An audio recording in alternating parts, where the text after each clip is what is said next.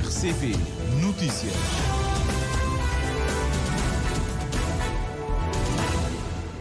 Em Cabo Verde, o relógio já marca 13 horas. Iniciamos o Jornal da Tarde da RCV para esta segunda-feira, destacando os principais tópicos que serão abordados nesta edição.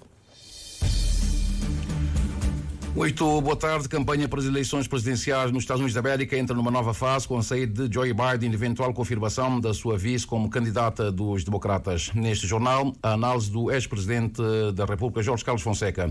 O Ministério da Educação reúne-se na tarde de hoje com todos os sindicatos que representam os professores para se tentar acordo. O SINDEP não aceita a mudança dos professores do quadro privativo por quadro comum. O relógio do apocalipse é o tema do enredo do grupo Estrelas do Mar por o Carnaval de São Vicente no próximo ano. A Rússia e a Ucrânia continuam a esgrimir argumentos militares com bombardeamentos recíprocos. Estas e outras notícias para acompanhar neste jornal, uma edição de António Lima. Boa tarde. Amigo ouvinte da Rádio de Cabo Verde, muito boa tarde. A vice-presidente Kamala Harris poderá escrever uma nova página na história dos Estados Unidos da América com o apoio de Joe Biden para concorrer à presidência norte-americana. Filha de imigrantes e com uma voz ativa no combate ao racismo, diz ser sua intenção conquistar e ganhar esta nomeação. Kamala Harris já tinha feito história em 2021, quando se tornou a primeira mulher, a primeira pessoa negra e de origem asiática a ser vice-presidente do país. A vice-presidente de 59 anos conta que, quando era pequena, se manifestava pelos direitos civis ao lado do pai jamaicano, professor de economia, e da mãe indiana, investigadora sobre o cancro da mama. Nascida em Oakland, em Califórnia, de pais imigrantes, os seus pais divorciaram-se quando tinha 5 anos e foi criada principalmente por uma mãe solteira e hindu, ativista dos direitos humanos. Cresceu dentro das tradições indianas e acompanhando a mãe em visitas à Índia, apesar de adotar a cultura negra de Oakland. Estudou na Universidade de Howard, uma das principais faculdades e universidades historicamente negras do país, que descreveu como uma das experiências mais importantes da sua vida.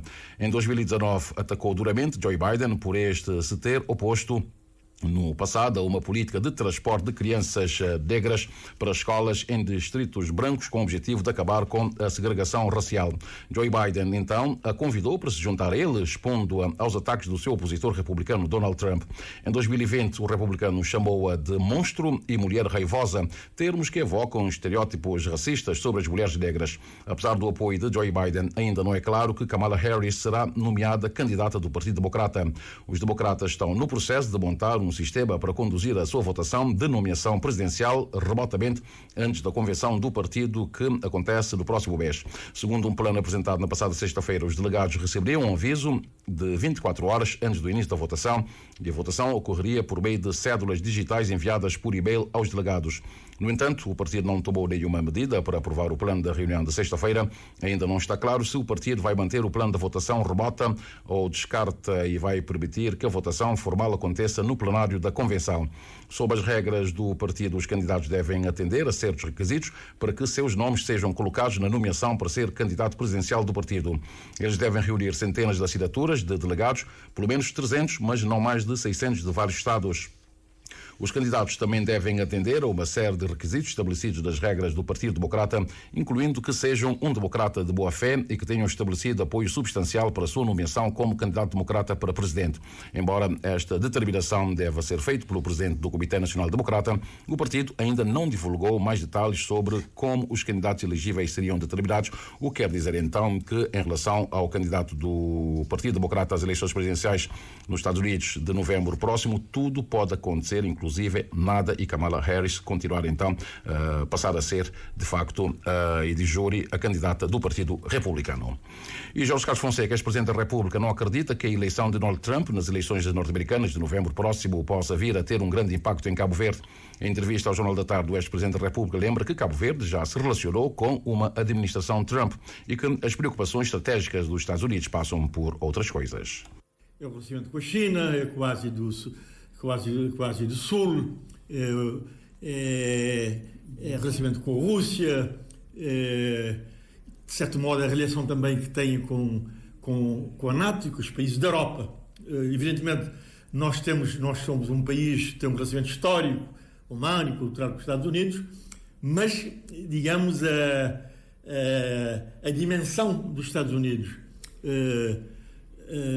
as múltiplas facetas do seu relacionamento externo, tendem a que nós possamos considerar que uma alteração na liderança dos Estados Unidos não tem, em princípio, grandes impactos em Cabo Verde.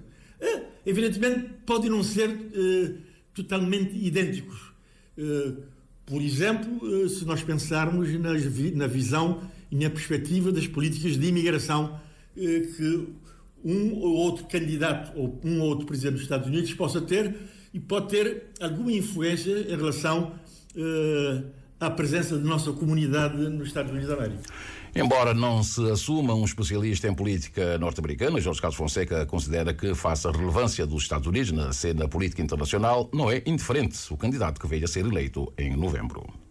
E, sobretudo, num contexto em que nós vivemos de uma guerra na Europa, com impactos e repercussões para todo o mundo, uma crise no Médio Oriente, e sabe-se, pois, que as posições a virem a ser adotadas pelo próximo Presidente dos Estados Unidos da América pode ter um significado político muito importante do ponto de vista dos alinhamentos, dos realinhamentos, dos apoios, da retirada de apoios e da visão que tem também sobre a reconfiguração do mundo nestes tempos. Quanto à desistência de Joe Biden, o ex-presidente diz tratar-se de uma posição já esperada e acredita na capacidade dos democratas para encontrar um novo candidato a presidente quando faltam menos de 5 meses para as eleições. Mas sabe, como eu disse, às vezes na política a dificuldade aguça o engenho. Quer dizer, é uma situação mais complexa, mais difícil, mais urgente. Quem sabe se esse sentido de urgência pode aguçar a imaginação, a criatividade, a pujança e surjam, digamos, e possam encontrar soluções que poderão vir a mostrar-se soluções eficientes que talvez não fossem conseguidas se houvesse um tempo maior para fazer esse tipo de... A política muitas vezes reserva-nos muitas surpresas. O ex-presidente da República de Cabo Verde, Jorge Carlos Fonseca, não antevê grandes impactos nas relações com Cabo Verde, caso Donald Trump, candidato republicano, veio a vencer as eleições de novembro. E após a convenção republicana e com um penso rápido mais pequeno, Donald Trump retomou a sua campanha para as eleições presidenciais com um comício no Michigan na passada semana e depois do ataque, episódio que deu mote para o discurso de Donald Trump, que começou por dizer que estava perante os apoiantes apenas pela graça de Deus Todo-Poderoso, acrescentando que não devia estar no local naquele momento. Depois de ter mostrado incaracteristicamente moderado e emotivo durante a convenção republicana, Donald Trump regressou ao seu estilo no comício, provocando os seus rivais democratas, repetindo as suas insinuações sobre as eleições de 2020 e apimentando o seu discurso com piadas que provocaram o riso de uma audiência entusiasta. O ex-presidente norte-americano tem relações próximas com os presidentes da China, da Rússia e também da Hungria, o primeiro-ministro húngaro, no caso, e serviu-se do apoio de cada um deles para falar novamente do tiroteio. Diz que o presidente chinês escreveu-lhe uma carta simpática, elogiando depois Xi Jinping, dizendo que é brilhante e que controla 1,4 mil milhões de pessoas com um punho de ferro. Ao elogio a Xi Jinping, juntou também Vladimir Putin, chamando ambos os homens de inteligentes e duros e que amam o seu país. Também o primeiro-ministro húngaro Viktor Orbán não ficou esquecido, garantindo que ele tem razão quando diz que temos de ter alguém que nos proteja, referindo-se a um post na rede social X na passada sexta-feira, em que o primeiro-ministro da Hungria reiterou que Donald Trump vai restaurar a paz. O primeiro-ministro húngaro escreveu ainda que Donald Trump sobreviveu por uma razão: trazer a paz ao mundo mais uma vez. Uma média de pesquisas recentes realizadas com os eleitores norte-americanos, testando a vice-presidente Kamala Harris contra o ex-presidente Donald Trump nas eleições presidenciais de 2024, encontrou uma disputa acirrada, sem um líder claro. O estudo da CNN é uma média dos 6 levantamentos nacionais apartidários mais recentes de eleitores registados ou provados responsáveis que atendem aos padrões da CNN e perguntam sobre uma eleição geral presidencial deste ano entre Kamala Harris e Donald Trump. Os resultados mostram que Donald Trump detém 48% de apoio, na média de 6 pesquisas recentes, enquanto Kamala Harris detém 47%. Cada sondagem foi realizada após o debate presidencial da CNN no passado mês e apenas uma foi realizada após a tentativa de assassinato de Donald Trump em 13 de julho. Pesquisas incluindo candidatos independentes ou terceiros não estão incluídas. Quando um pesquisador divulga várias pesquisas, neste período apenas as mais recentes são incluídas na média.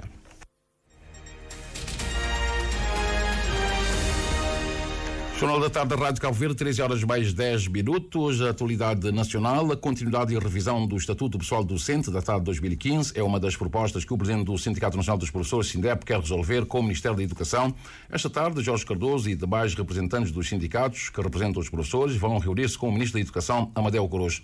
Justificando a sua posição, Jorge Cardoso explica que os professores não são melhores que os outros funcionários públicos abrangidos pelo plano de carreira, funções e remunerações e nem pretendem ser. O sindicalista sublinha, no entanto, que o professor não é um profissional qualquer e, por isso, entende que enquadrá-lo no PCFR significa retirar direitos adquiridos há anos, conforme a Nanivaz. O encontro é uma iniciativa do Governo e procede dos pareceres dos 3 sindicatos relativamente à proposta do Decreto-Lei para a resolução das reivindicações dos professores. O presidente do Sindicato Nacional dos Professores contrapropõe a ideia do Governo que, segundo o mesmo, prejudica os professores não licenciados e com mais de 30 anos de exercício da profissão. Nessa proposta do Decreto-Lei, inclusive, muitos professores deixam de ser docentes. Só aqueles que transitam para o novo PCFR é só para os professores que possuem grau de licenciatura ou mais. O restante, os professores que entraram na altura enquanto bacharéis e que têm curso médio e instituto pedagógico, esses professores, portanto, segundo a proposta desse decreto, que é um decreto de lei, portanto, um documento muito pobre em todos os sentidos, portanto, esses professores deixam de ser docentes. E querem denominar esses professores de agentes. Jorge Cardoso diz que os professores não se revêem no referido documento e consideram-no de injusto. A revisão do Estatuto do Pessoal Docente é a contraproposta feita, até porque, explica Jorge Cardoso, é um direito adquirido. Nós defendemos a continuidade do Estatuto. Isso é um ganho que vem de há anos. Entendemos de que é necessário a valorização da classe. As reivindicações são reivindicações que vêm de longa data e mais do que isso, tem a ver inclusive com a justiça nas promoções automáticas, porque o Governo apresenta proposta para professores, portanto, de 5 a 10 anos, 10 a 15, mais do que 15. Mas nós temos professores que, inclusive com 30 anos de serviço, que nunca progrediram, não evoluíram na carreira. O presidente do SINDEP lembra que há anos que os professores vêm negociando as pendências com a tutela, discordando assim do enquadramento dos mesmos no plano Carreiras, Funções e Remunerações PCFR. O encontro entre os representantes dos 3 sindicatos dos professores e o Ministro da Educação está agendado para as 15h30 no Palácio do Governo, na Várzea. E certamente que no Jornal da Noite o amigo ouvinte terá pormenores daquilo que sair deste encontro entre o Ministro da Educação, Amadeu Cruz, e os representantes dos diferentes sindicatos que representam os professores. Os reclusos da cadeia central da Praia, selecionados para capacitação profissional em bate-chapa, horticultura e eletromecânica, mostraram-se expectantes numa boa integração social após o cumprimento da pena. Já a Ministra da Justiça, Joana Rosa, afirma que estão à procura de financiamento para o projeto de empregabilidade de mão de obra reclusa e que a ideia é também garantir formação profissional a todos os reclusos, conforme apurou a Edné Barros. Jovens reclusos se preparam para regressarem à sociedade capacitados com formação profissional em áreas como bate-chapa e pintura, eletromecânica e horticultura. E 2 dos reclusos que deram entrevista estão expectantes numa boa reinserção social. Escolhi a formação eletromecânica ali como uma área importante e a nível de emprego não tem um mercado de trabalho aberto para veículos e técnicos profissionais naquela área é pouco. Então, escolhi aquela área como uma forma de entrega de uma forma digna na sociedade. Uma de 18 anos na prisão, essa 6 anos de prisão cumprido, e uma formação Ter sentido emocionado para morar em casa, para ter certeza mesmo, mas Deus que está dando aquilo que não te pede, mas sim aquilo que não te necessita. Então já hoje fica um ano para a liberdade, acredita, mas tem ferramentas suficientes para lidar com uma enquadro na sociedade. Praticamente a horticultura é uma formação muito boa.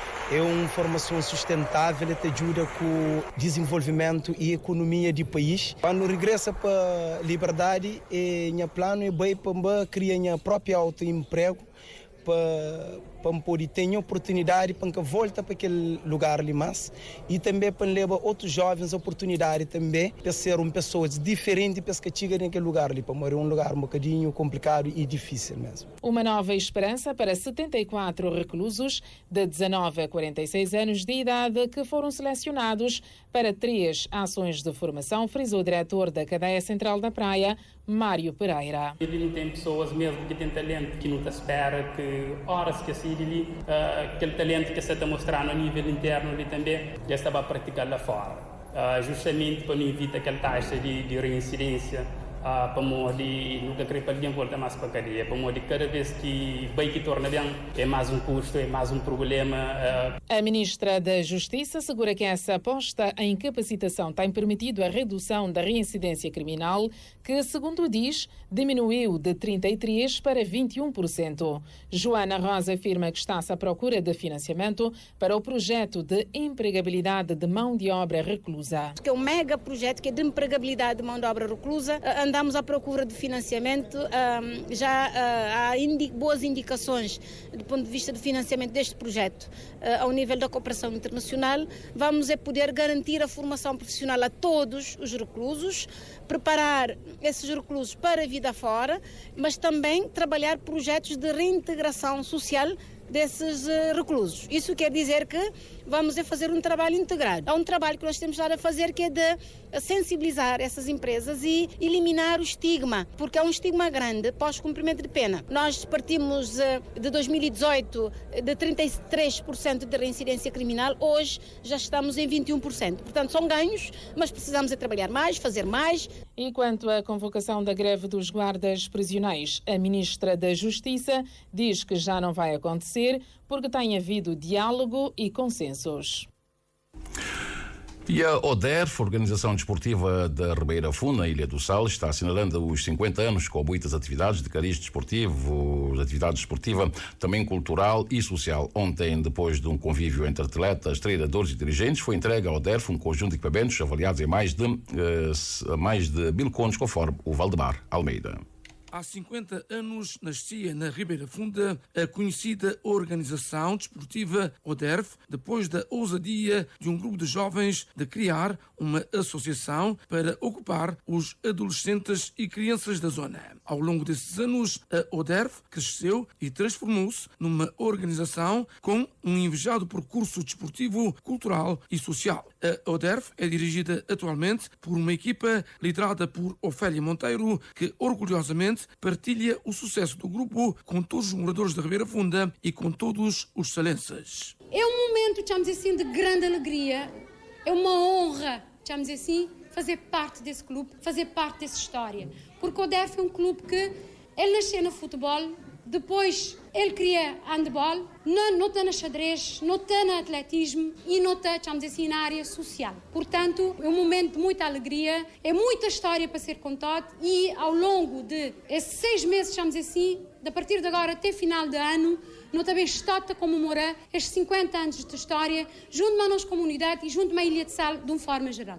Ontem, na sua sede, e após um almoço convívio, a ODERF recebeu um importante e expressivo donativo em equipamentos avaliados em mais de 1.000 contos por parte da Intelligence Job. Por parte de uma parceira nossa, que é Intelligent Job AG, da Suíça. É uma parceira que já está habituada a fazer donativos para o ODERF. Nesse momento, esse também fazer um donativo maior, traduzido em materiais desportivos, que tem também da gente, começamos a época de forma tranquila. Ter a funcionar um clube com a dimensão da ODERF não tem sido tarefa fácil, garante Ofélia Monteiro. É fruto de muito sacrifício de elementos do ODERF, chamamos assim, alguns fundadores. Por exemplo, não tem Zé Paixão, que é um dos fundadores, praticamente já é um dos únicos que está no ativo, continua todo a ser máximo. Donativos de amigos lá fora, amigos do ODERF lá fora, ali dentro. Mas é o sacrifício e é graças a patrocinadores, moda, esse Job AG, Costa bem fazer gente donativo, Águas de Ponta Preta, Câmara Municipal de Sal e pessoas coletivas, chamamos assim, que têm estado sempre a nós, da batis da gente, bate empurrar e bate a manter essa chama do DERF sempre viva. Ao longo dos próximos 6 meses, muitas são as atividades programadas com destaque para um torneio de handball, 50 anos da UDERF, torneios e provas de atletismo e xadrez e uma gala durante a qual serão prestadas homenagens aos fundadores, os atletas e patrocinadores. Está também em fase de preparação um documentário e um livro para contar a história dos 50 anos da ODERF. Durante as comemorações será apresentado o projeto da sede da ODERF e consequente lançamento da primeira pedra para esta obra. E o relógio do apocalipse, seguido pela comunidade científica, marca 90 segundos por o aproximar de uma catástrofe de causa ambiental. O aquecimento global é visto pelos expertos como a ignição, a razão que leva o grupo carnavalesco Estrelas do Mar de São Vicente a escolher o tema para o seu enredo para o Carnaval 2025, como nos conta agora o José Pedro Santos. Num exercício que marca a diferença e que o grupo espera ser uma nova etapa que propicia ao público inteirar-se do enredo que traz para o Sambódromo a cada ano, o Estrelas do Mar fez um anúncio público do tema escolhido para 2025. I Love Terra será um grito uníssono do EDM, dos seus foliões e da sociedade milense, fazendo eco das lutas de organizações ambientalistas e de todos os bons cidadãos do mundo ao fim dos fatores de aquecimento global, explica o carnavalesco Emanuel de Rosário. Iremos, pois, solidarizar com quantos se erguem na defesa do planeta contra as causas dos 7 grandes flagelos da atualidade que podem até ser vistos ou que são vistos por alguns como as 7 trombetas do apocalipse e que são os poluentes e a poluição marinha, as queimadas e o desmatamento, o lixo a céu aberto, as gases de estufa, PFC, CFC, a pecuária insustentável, a betonização sem planificação do planeta e não tem aí na nossa urbe, que é uma pequena urbe, mas não tem betonização.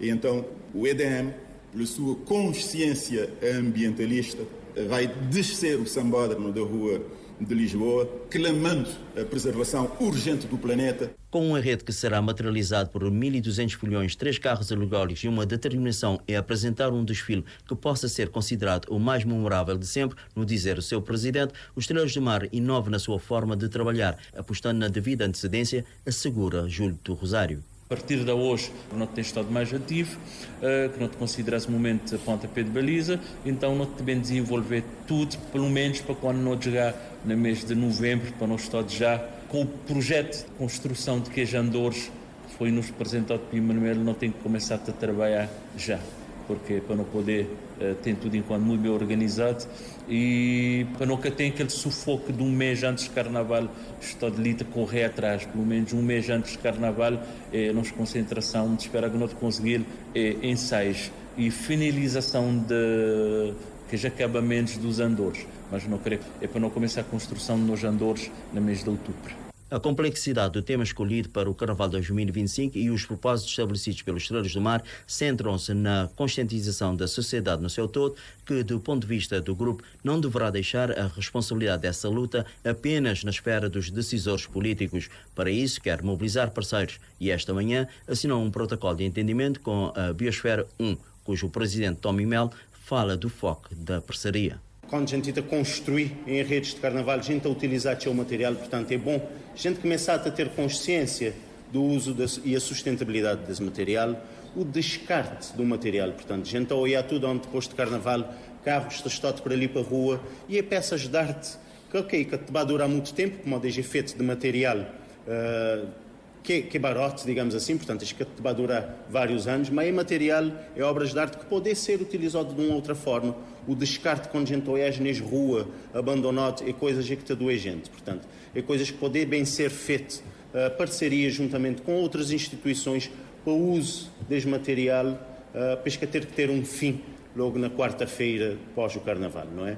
Um protocolo com vigência de 1 ano, mas renovável, que a Biosfera gostaria de estender às outras agremiações carnavalescas, quiçá com a própria LIGOC, Liga Independente dos Clubes Oficiais do Carnaval de São Vicente. Do profano para o religioso, Frei Celso Patrício Mendes Monteiro é o mais novo membro da Ordem dos Capuchinhos da Ilha do Fogo. O jovem de 31 anos foi ordenado este final de semana na freguesia de São Lourenço, interior norte de São Filipe. Frei Celso confessou que quando jovem nunca se imaginou na posição, mas foi a vida de um padre capuchinho que o influenciou e o levou a trilhar um árduo caminho de 12 anos até a ordenação, conforme a Anabela Varela.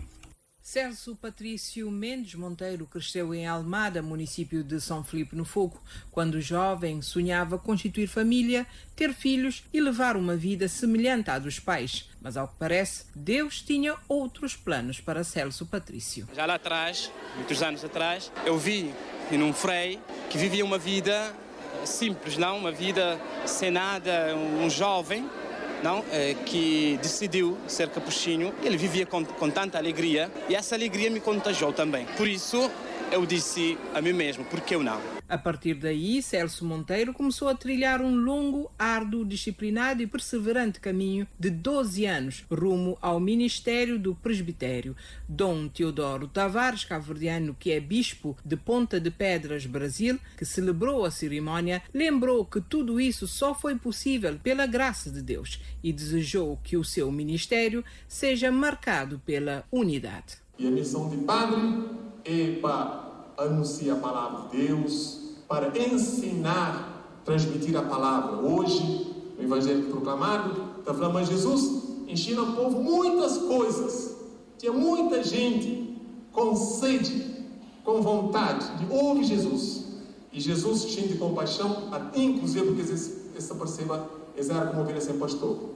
Portanto, ensinar. Então, Frei Celso ensina, transmite, vive e transmite a palavra de Deus. Frei Celso fez os votos solenes, comprometeu-se a viver de acordo com os princípios e deveres sacerdotais. Entre os votos pronunciados destacam-se os da obediência, castidade e pobreza, essenciais para a vida consagrada na Ordem dos Capuchinhos. Com humildade e devoção, ele prometeu servir a Igreja e a comunidade. Queres exercer digna e sabiamente o ministério da palavra, na pregação do Evangelho e na exposição da fé católica? Sim, quero. Uma das maiores preocupações da Igreja Católica tem a ver com a falta de padres. Aliás, Dom Teodoro voltou a tocar no assunto durante a cerimónia. Por isso, Frei Celso Monteiro apelou aos jovens para não se intimidarem diante do chamamento de Deus. Gostaria de dizer aos jovens que não se sentam medo de responder à nossa humanidade, porque o nosso próprio eu nos pergunta. A nossa humanidade é cheia de perguntas, cheia de dúvidas. Então, apela sempre, pergunta sempre. Cabe a nós a dar essa resposta. No final da cerimónia, que durou mais de 3 horas, Frei Celso Monteiro recebeu o carinho dos familiares, amigos e colegas. O amigo ouvinte está em sintonia com a Rádio Cabo Verde quando são 13 horas mais 28 minutos. A 4ª edição do projeto Campus da Matemática Gulbenkian iniciou-se hoje na Universidade de Cabo Verde.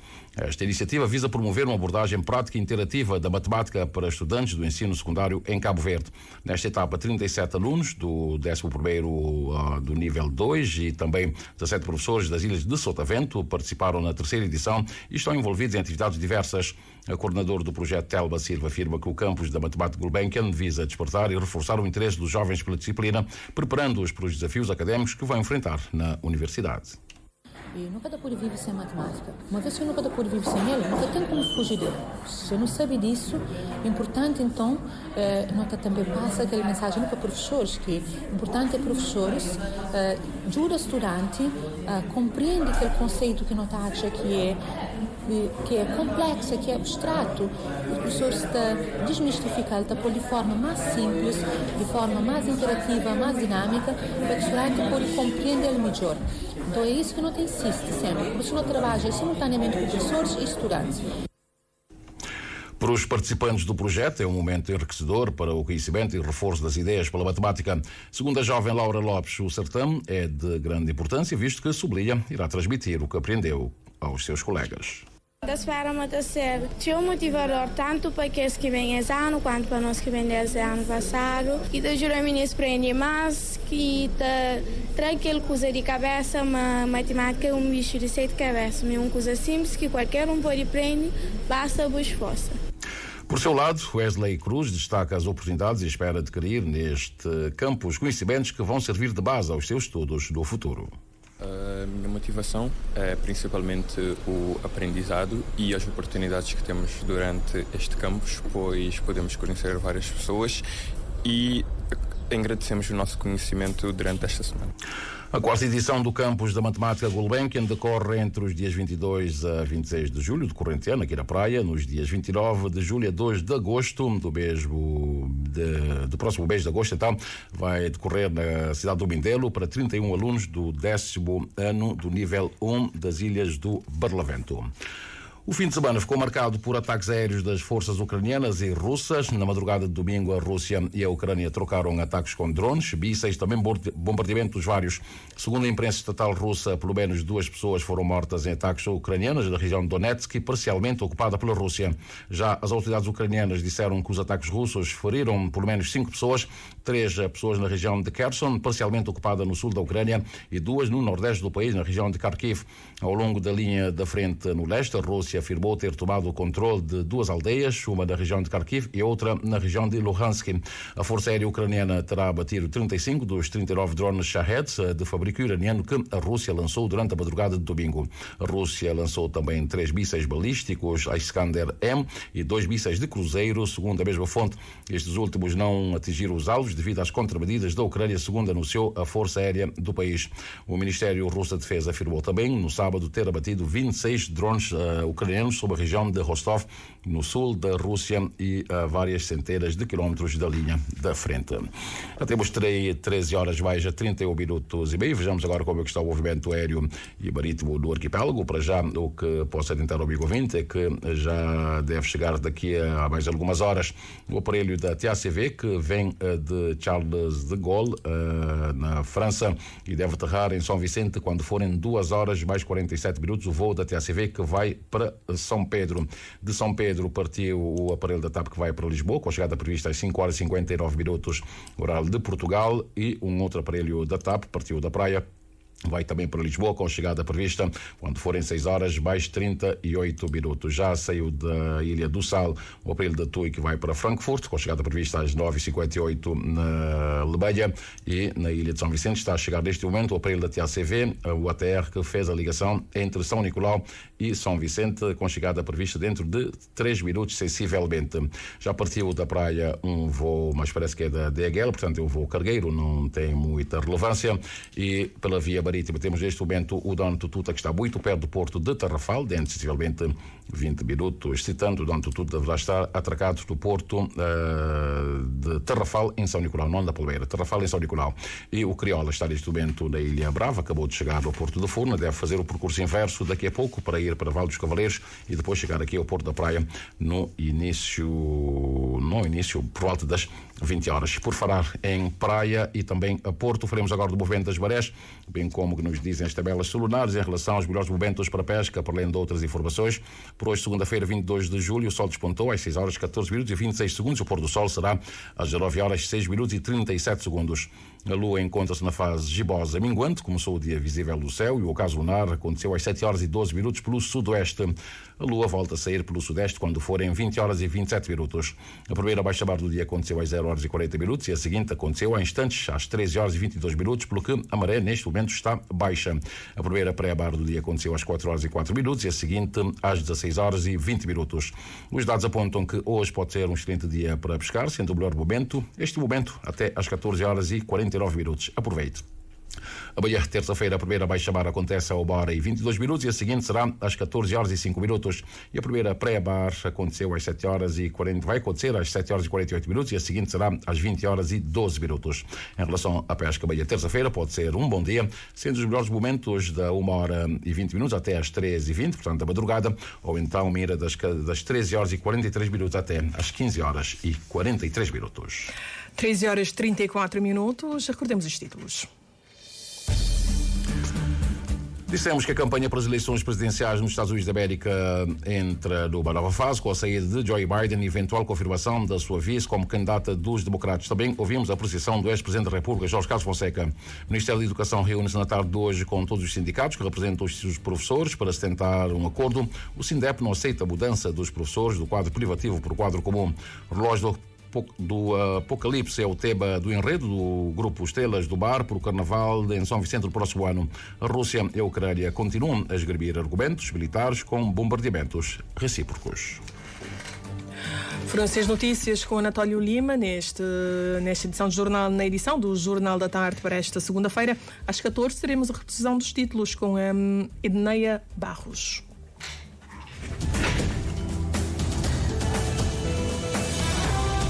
Mais informações em www.rtc.cv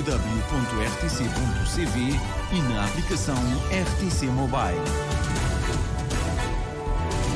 RCV, o rigor da notícia e o melhor da informação a cada hora. RCV.